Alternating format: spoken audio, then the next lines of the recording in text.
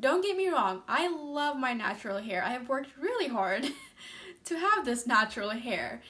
But there are so many things I wish I knew before deciding to go natural. In this video, I will be telling you everything you need to know before going natural. These are all things I wish I knew before going natural, but unfortunately I had to just kind of learn as I go. But I want to save you from all that hassle and share everything I have learned in this process. Before I move on to the very first tip, I do want to ask you to go ahead and subscribe to my channel if you want to see more curly hair videos like this in the future. Also, you are going to want to stay tuned till the very end because the very last tip I will share with you has been a huge game changer in my natural hair transition journey. So make sure you stay tuned till the very end and go ahead and subscribe to my channel.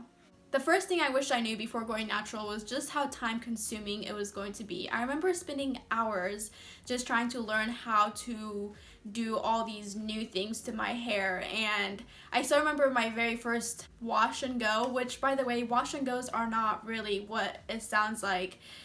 You don't just wash your hair and go out the door. There is a lot of steps to a wash and go. There's washing, conditioning, deep conditioning, detangling, styling, then drying. Like, it is not a wash and go. It's not like a 30-minute process. It's more of a 5-hour process.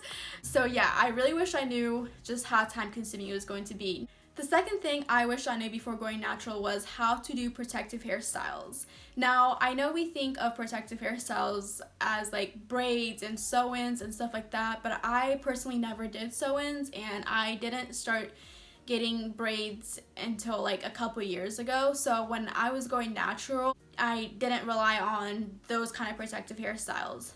But I really relied on twist outs and flexi rod sets. Mostly flexi rod sets, which I actually have my flexi rods right here. These literally saved my life when I was going natural. When I was in the transition period where half my hair was super curly and then the other half of my hair was still relaxed and I hadn't cut it yet, I remember trying to figure out how I was going to blend those two textures together, and these flexi rods, oh my gosh, they were huge lifesavers. But I didn't really discover them until like a year into my natural hair journey, so I really wish I knew more about how to do stuff like that. And so yeah, I would highly recommend learning how to do these different protective hairstyles before going natural. The third thing you are going to want to know before going natural is it is so important to work in sections, and it's also very important to find a product that makes detangling much easier. So when I first started my transition journey, I would try to detangle my hair, sectioning it into 4 different sections because that's what a lot of the YouTubers were doing when I was watching them. But that worked for them. It did not work for me. I had much more tighter curls than them, and my hair was so much drier. It just, till this day, I still cannot detangle my hair in 4 sections. So make sure you work in sections that work for you. Also, find a product that makes detangling so much easier. I started using the Renpure coconut oil leave-in conditioner as a regular conditioner just because of how much slip it gave me, and it makes my detangling process so much easier. Finding that product was literally a game changer for my natural hair. So work in sections and find a product that makes detangling easy on you. Number 4, you do not have to buy every single hair product that is being recommended by a YouTuber or a natural hair influencer.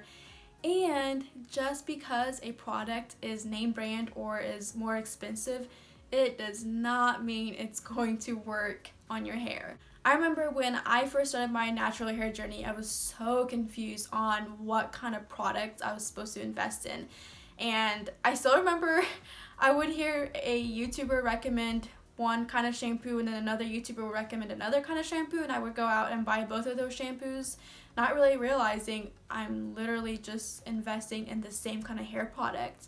So now I know all I need is one kind of shampoo, some kind of conditioner, some type of leave-in conditioner, something to style my hair, and then some type of edge control if you like to do your edges, and then some type of oil that your hair likes. So that's 6 things.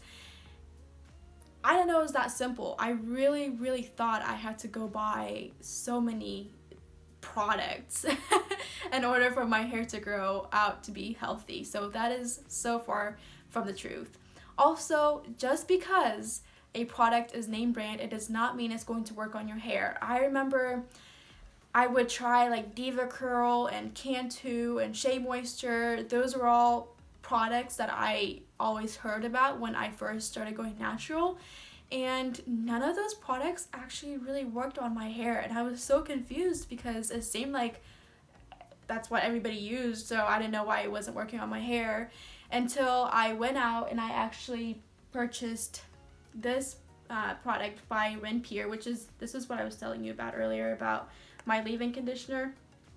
This literally changed my entire life. I know I keep using that phrase over and over again, but it's true. This changed my journey because I finally found a product line that actually worked on my hair, and I didn't find this product line until about 1.5 years into my curly hair journey because I was so busy and so set on trying all the name brand products that everybody was recommending that I never really went out and just experimented on my own and bought products that I thought would work on my hair. So make sure you invest into products that will actually work on your hair than products that everybody is telling you will work on your hair, if that makes sense. Another thing I wish I knew was big chops aren't necessary. It's okay to go natural without doing a big chop. And actually I didn't do a big chop. I just kind of slowly transitioned into my natural hair and would trim my own hair whenever I would see pieces that just looked completely out of place.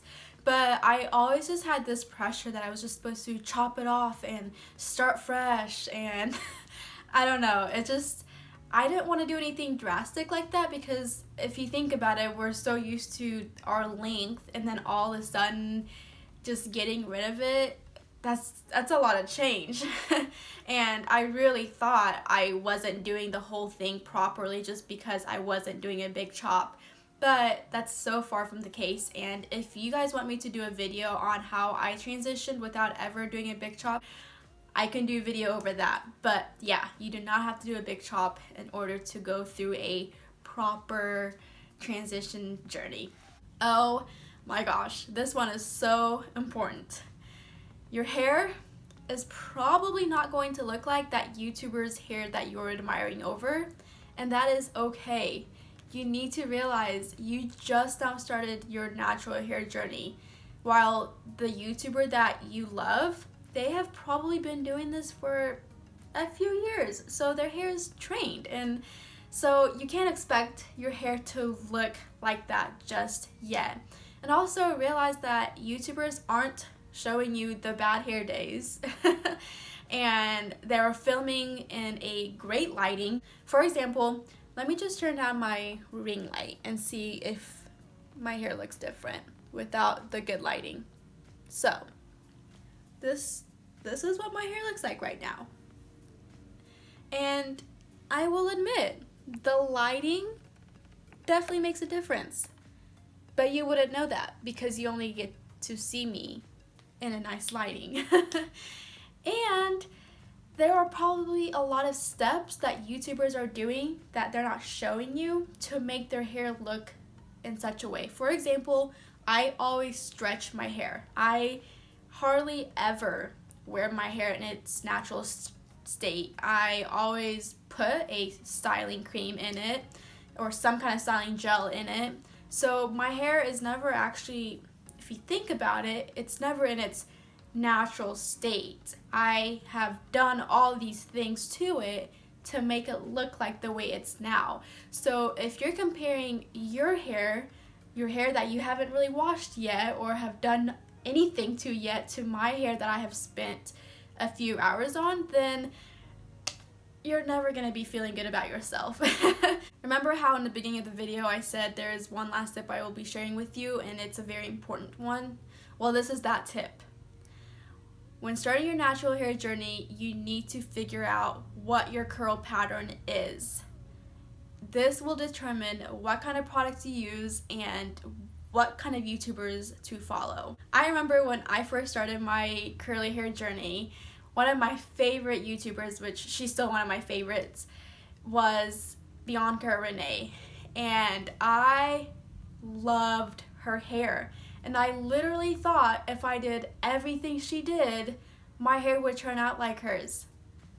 I don't know what I was thinking, because her curl patterns were completely different from my curl patterns. But I just thought I just needed to use the kind of products she was using and do exactly what she was doing, and my hair would just magically look like that, which is crazy.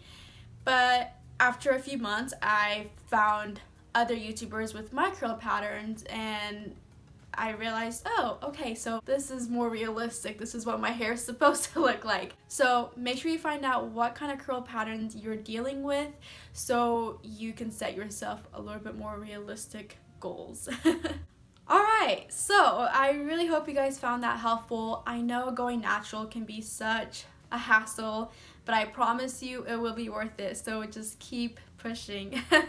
If you have any questions, please do not hesitate to comment them down below and let me know. I will love to help you in any way that I can. And if you want to see more videos like this, don't forget to go ahead and subscribe to my channel. But for now, go ahead and check out these 2 videos, and I will see you in my next video. Bye!